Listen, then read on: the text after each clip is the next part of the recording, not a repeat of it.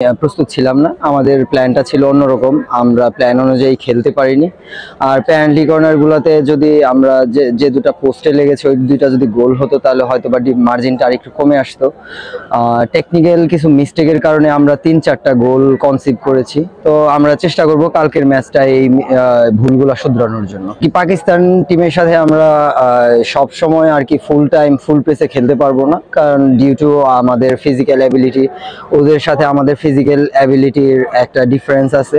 সেজন্য আমাদের স্ট্র্যাটেজি কিছুটা চেঞ্জ ছিল। সেকেন্ড হাফে কোচ মনে করেছেন যে হ্যাঁ একটু আমরা চড়াও হয়ে খেলতে পারি, তো সেখান থেকেই আমাদের একটু প্রেসিংয়ে যাওয়া।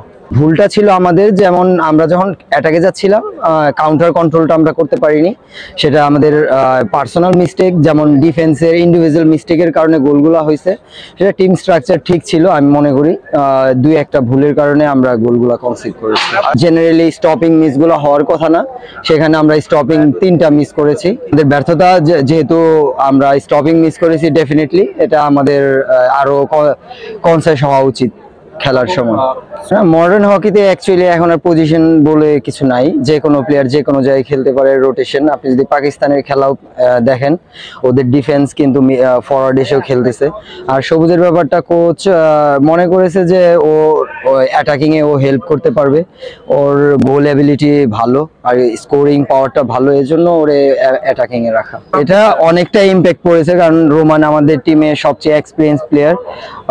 ওর শূন্যতাটা আসলে হয়তোবা জুনিয়ররা পূরণ করতে পারেনি, ও থাকলে হয়তো বা একটু আমরা সাপোর্ট পেতাম। পজিটিভ যেটা হচ্ছে, আমাদের একটা টার্গেট ছিল যে ওদের পিসি পেনাল্টি কর্নার ওরা অনেক ভালো, সেই জায়গাটায় আমরা প্র্যাকটিস করেছিলাম যে কিভাবে পেনাল্টি কর্নারের গোল কত কম খাওয়া যায়। সেদিক থেকে আমরা একটু অ্যাভেল হয়েছি, সফল হয়েছি বলতে পারেন।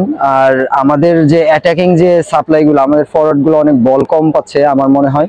তো এই জিনিসগুলো নিয়ে নেক্সট ম্যাচে হয়তো বা কাজ করলে আরো ভালো হবে।